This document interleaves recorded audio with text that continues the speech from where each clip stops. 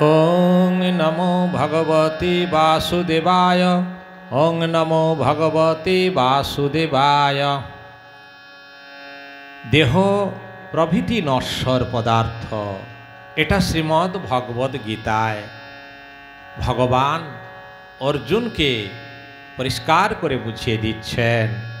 এই অক্ষর ব্রহ্মযোগ, অক্ষর ব্রহ্মযোগে তিনি বলছেন 4 নম্বর শ্লোকে, অধিভূতং স্খরো ভাবঃ পুরুষ পুরুষশ্চাধিদৈবতম অধিযজ্ঞমেবাত্মাত্র দেহে দেহ ভৃতাংবরঃ।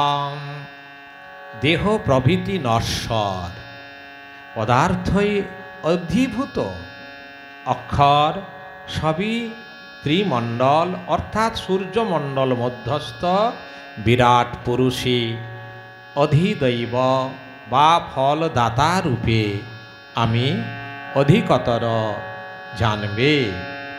আর বললেন, অন্তকালে চ মামেব স্মরণ মুক্তা কলেবরম ইয়ঃ পয়াতি সদ্ভাবং জাতি নাস্তত্র সংশয়ঃ।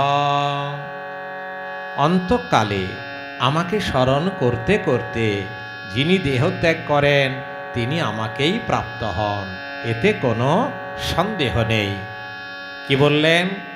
যে আমাদের যখন মৃত্যু হয় সেই সময় আমরা যদি সেই প্রভুকে স্মরণ করতে করতে আমরা এই দেহ ছাড়তে পারি, তবে অবশ্যই সেই গোবিন্দের কৃপা লাভ করব, স্বর্গধামে আমরা প্রভুর চরণ লাভ করতে পারব, এটাই বলছেন। তাই আমাদের সেই মৃত্যুকালে ভগবানের নাম আস্বাদন করার জন্য আমাদের কিন্তু কর্ম করে যেতে হবে, অর্থাৎ সেই ভগবানের নাম অহরহ অভ্যাস করে যেতে হবে। ভগবানের নাম যদি এখন থেকে অভ্যাস করে থাকি, শেষের দিনে অবশ্যই তার নাম উচ্চারণ করতে পারব। তাই বল রে বদনে, শোন রে শ্রবণে, সুধামাখা কৃষ্ণ নাম নাম, সুধামাখা হরি নাম। ওরে নামেরও প্রভাবে জ্বালা দূরে যাবে।